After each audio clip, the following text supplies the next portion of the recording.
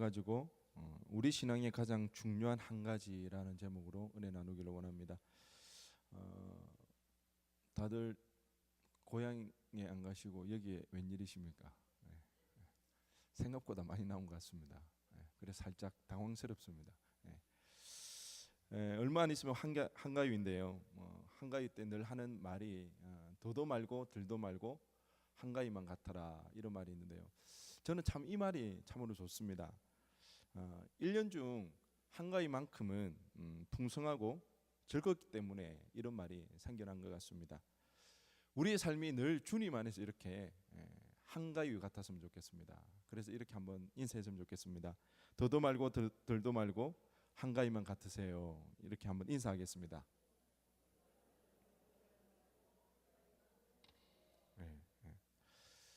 명절 참 좋습니다. 그리운 가족들을 만나 그간 나누지 못했던 서로의 안부도 묻고요. 맛있는 음식도 먹으면서 무엇보다도 세상에 찌들었던 그 짐들을 잠깐 내려놓고 그 가족, 엄마의 품같이 따뜻한 그 가족의 울타리에서 편히 쉴 수 있다는 그러기에 이 명절이 참으로 좋은 것 같습니다. 제가 이렇게 명절이 좋다고 이야기를 하지만 많은 우리 며느님들은 또 동의하지 않는 그런 표정들을 짓고 있습니다. 제가 방금 말했던 것은 굉장히 이상적인 이야기입니다. 그랬으면 좋겠습니다. 그렇지만 현실은 그렇지 않은 것 같아요. 요즘요 그런 말 하잖아요. 우리 부모님 시절은 끼인 세대라 그래가지고 죽도록 며느리 노릇했는데 지금은 며느리 모시고 살아야 된다고. 그런데 요즘 시부모님들 보니까 정말 며느리들한테 잘하는 것 같아요, 다들. 그래서 그런 이야기를 자주 듣습니다. 우리 시아버지, 시어머니 같은 분 없는 것 같다고. 그런데도 뭐라고 이야기하는 줄 아십니까? 그래도 힘들답니다. 시댁은 그래도 힘들답니다. 어쩔 수 없는 시댁이라고 그렇게 이야기를 하더라고요.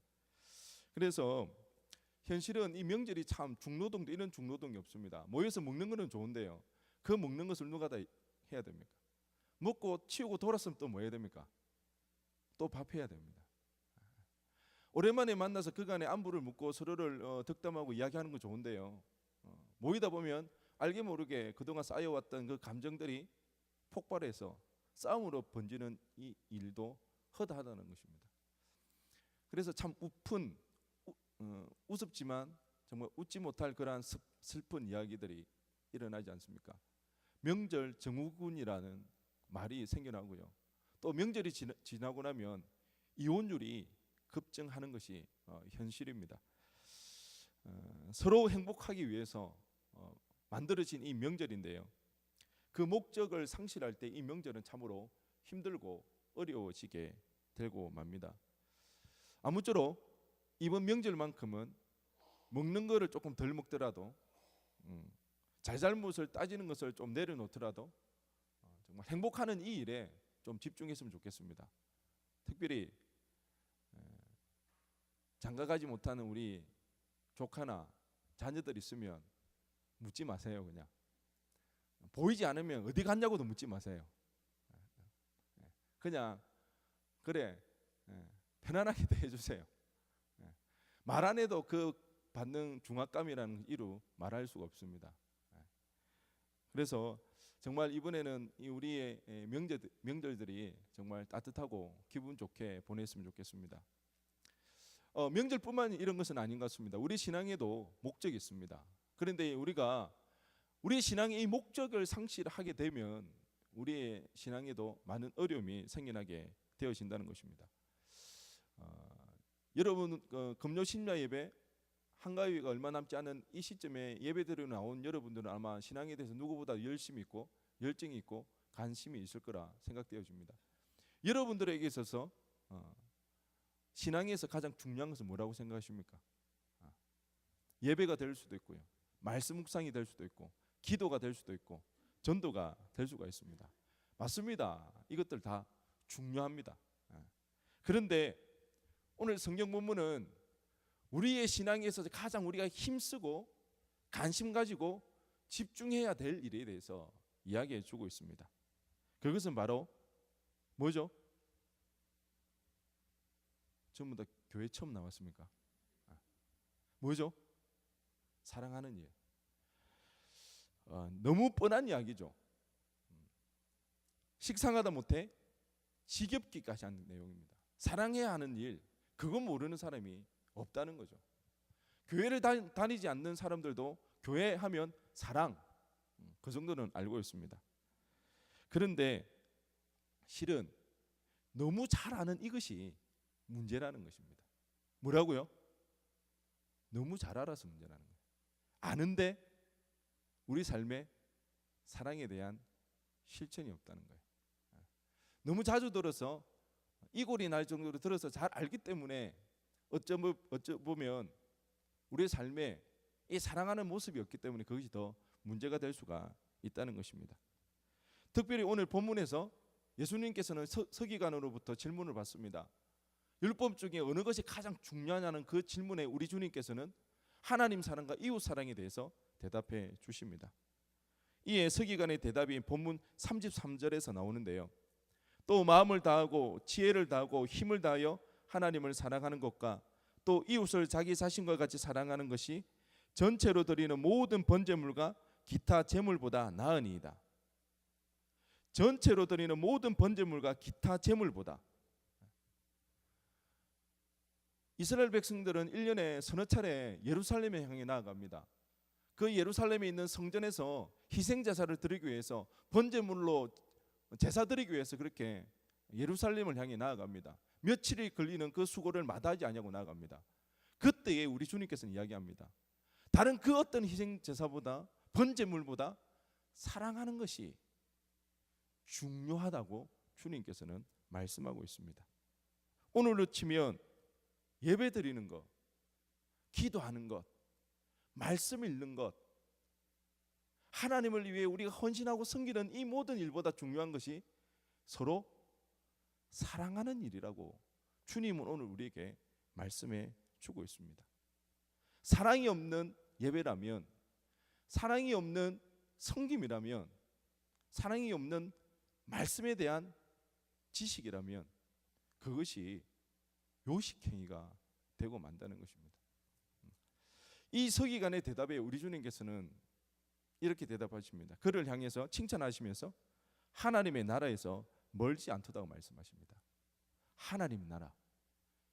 우리 주님께서 이 땅에 오신 이유 중에 하나가 아니요, 이 땅에 오신 목적이 그거지 않습니까? 하나님의 나라를 이루기 위해서, 그 하나님의 나라를 회복하시기 위해서 인간의 몸을 입고 이 땅에 오셨고 십자가를 지시기까지 하셨다는 것입니다. 하나님 사랑과 이웃 사랑으로서 이 땅에 그 하나님의 나라가 회복될 수가 있다는 것입니다.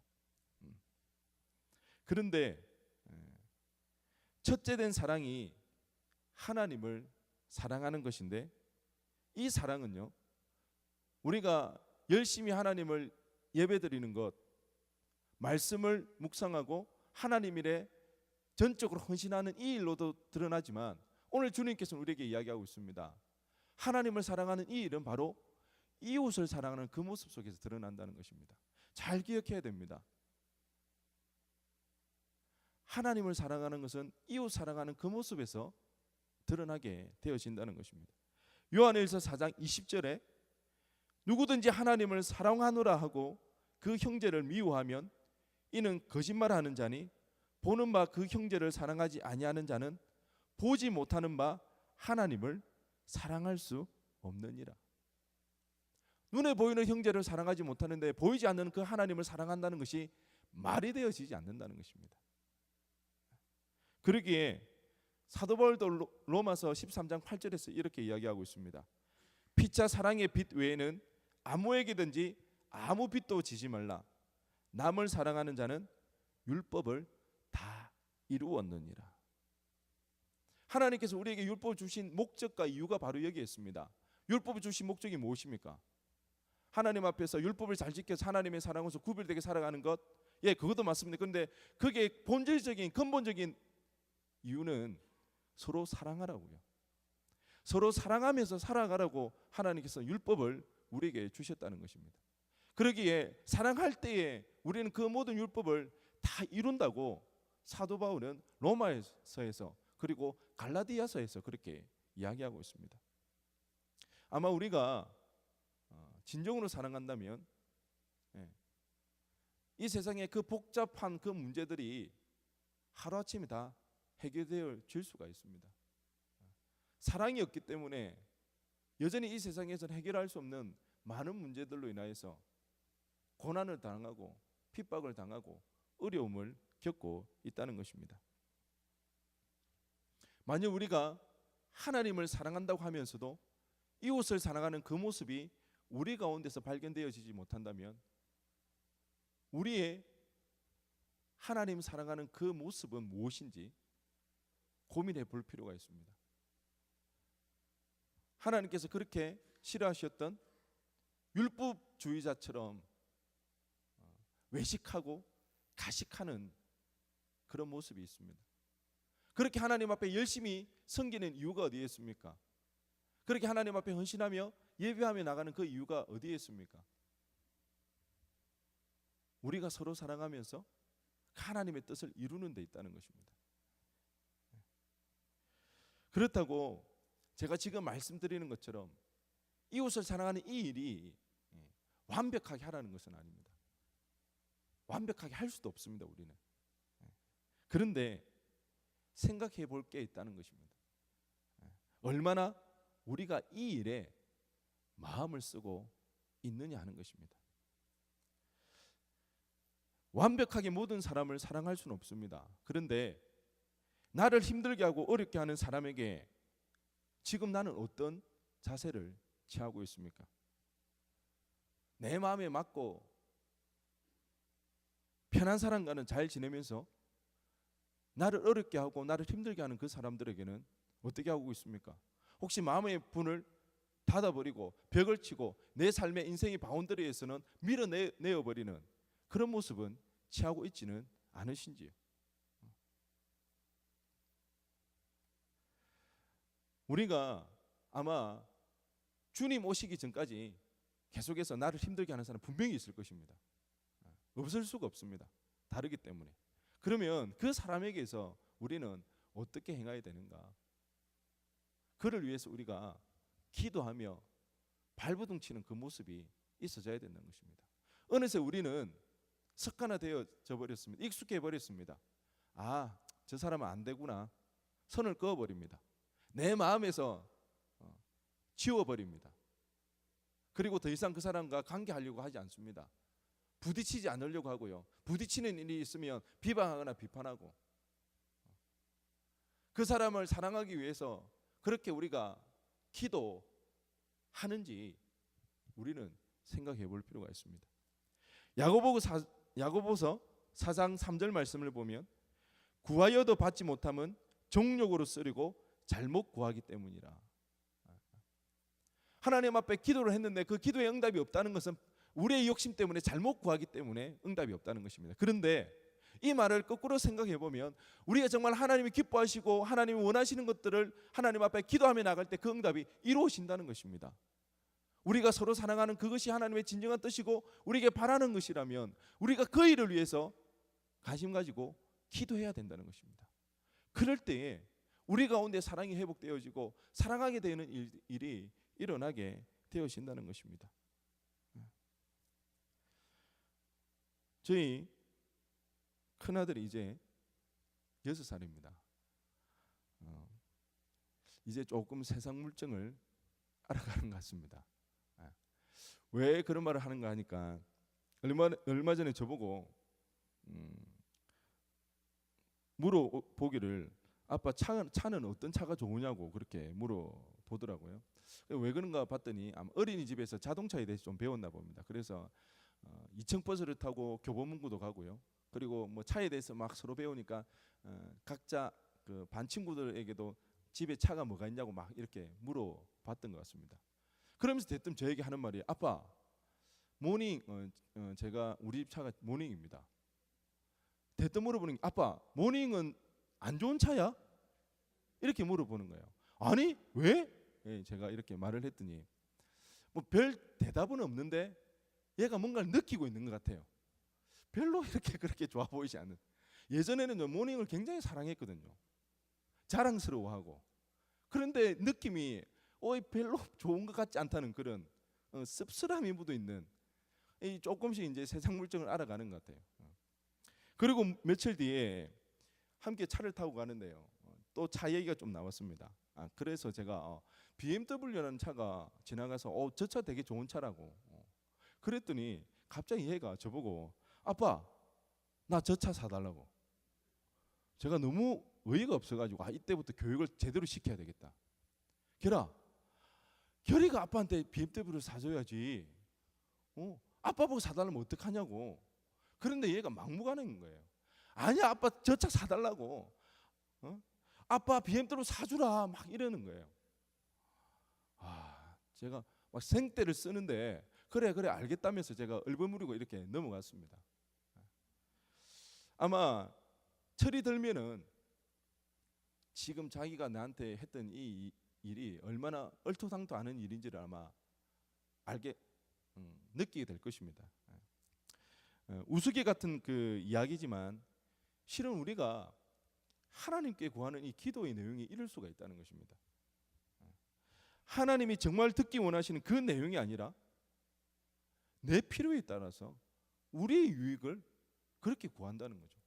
때로는 너무 얼토당토 않은 그 내용들로 구하고 있다는 것입니다. 하나님은 정말 사랑하기 위하여서 그 사랑하지 못해서 그 사랑하게 해달라고 그 기도를 듣기를 원하시는데 우리 가운데는 나하고 안 맞고 나를 힘들게 하는 사람에게는 아예 배제를 해버리고 하나님 저 사람하고는 기도도 하나님 일도 함께 못하겠다고 그를 내가 이해하고 그를 품고 그를 사랑하기 위해서 하나님 앞에 몸부림치고 기도하는 그런 모습이 없다는 것입니다. 우리 신앙의 가장 중요한 것은 자명합니다. 서로 사랑하는 것입니다. 그것은 머리로 아는 것도 아니고 이해하는 것도 아니고 우리의 삶 속에서 직접 실천해 나가는 것입니다. 마음에 맞고 편안한 사람만 사랑하는 것이 아니라 비록 나와 다르다 할지라도 비록 이해가 되어지지 않는다 할지라도 그 사람을 사랑하는 그 일에 우리가 발버둥 치고 애를 쓰면서 기도해야 합니다.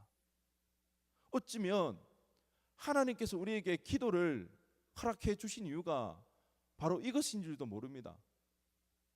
우리는 사랑할 수 없기 때문에 사랑할 능력을 상실했기 때문에 그렇기 때문에 하나님 앞에 기도하라고 우리에게 기도의 문을 허락해 주셨는지도 모릅니다. 그 기도를 통해서만 하나님을 이웃을 사랑할 수 있기 때문에 얼마 전 저에게도 이런 일이 일어났습니다.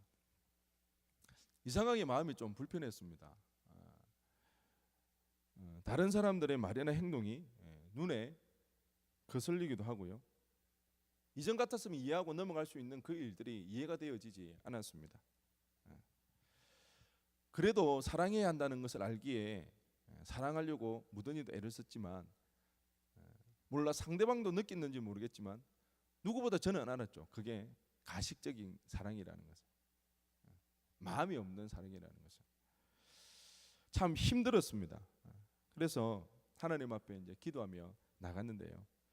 그렇게 기도하고 있는데 제 마음 가운데 느껴지는 게 그 지체를 사랑하지 못하는 문제도 있지만 제 마음이 먼저 하나님 앞에 너무 무뎌져 있다는 것입니다. 하나님 앞에 온전하지 못한 제 모습을 발견하게 되었습니다. 하나님 앞에 그렇게 부르짖지만 하나님을 찾았지만 하나님을 느낄 수가 없었고 하나님을 경험할 수 없는 제 마음을 붙잡고 하나님 앞에 기도하며 나아갔습니다.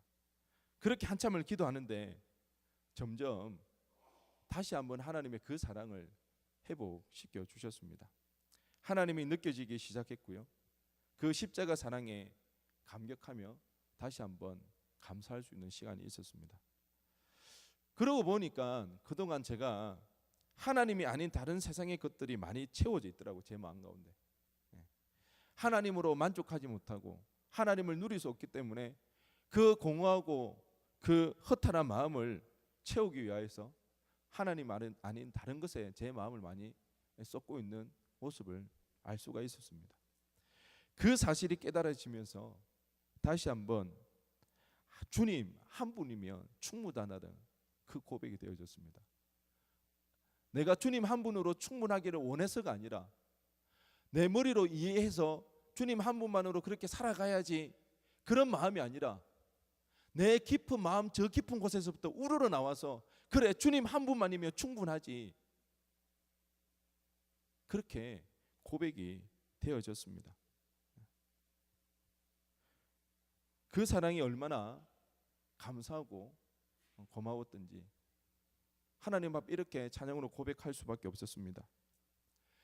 나 무엇과도 주님을 바꾸지 않으리, 다른 어떤 은혜 구하지 않으리, 오직 주님만이 내 삶의 도움이시니 주의 얼굴 보기 원합니다.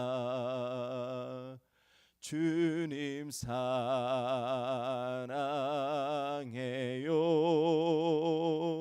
온 마음과 정성 나의 하나님의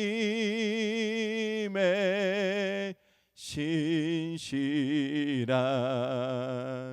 친구 되기 원합니다.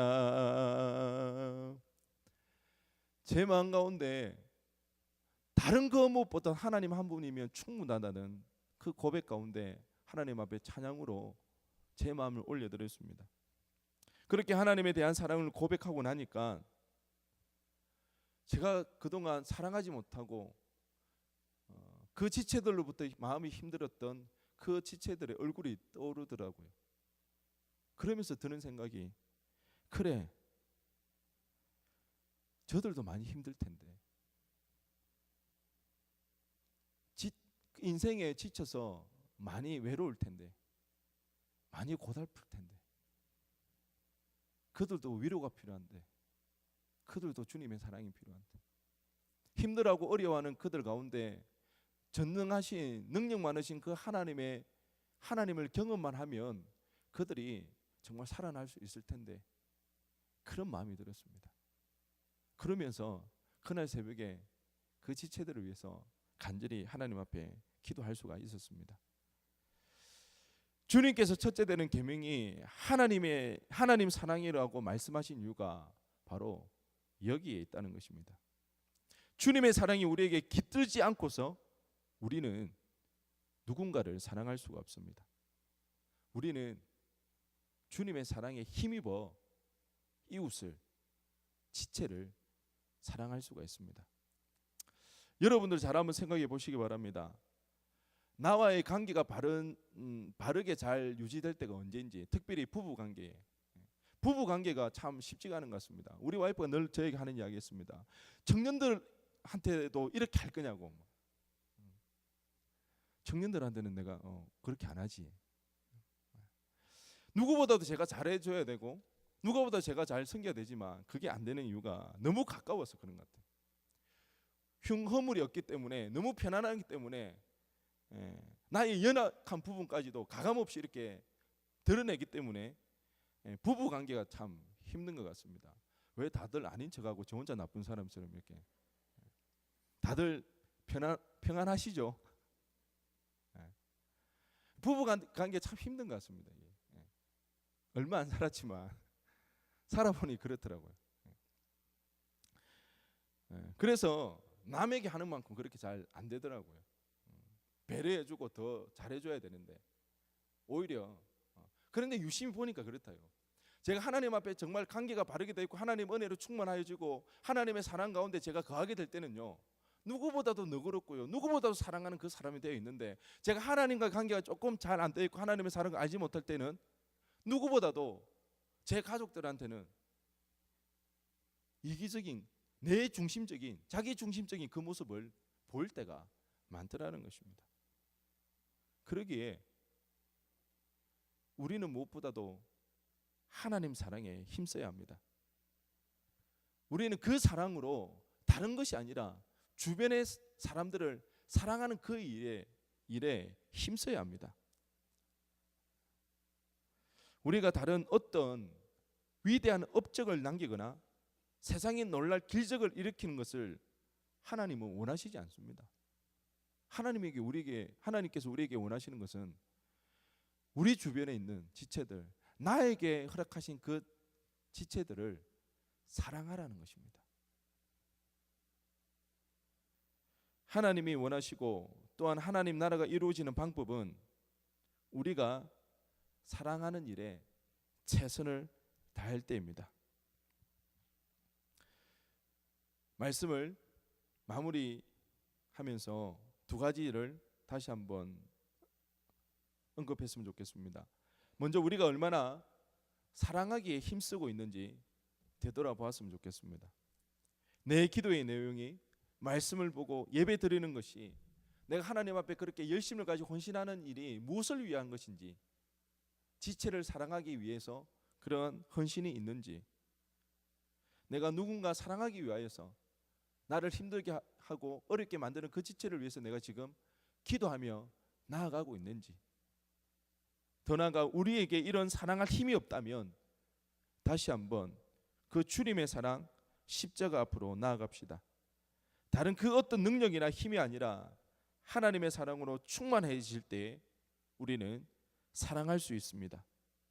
이웃을 사랑 위해 그 사랑이 회복되도록 기도하는 우리가 되어지기를 주님의 이름을 간절히 축원드립니다. 우리 시간 이와 같은 때에 찬양하면서 하나님 앞에 기도하며 나가겠습니다.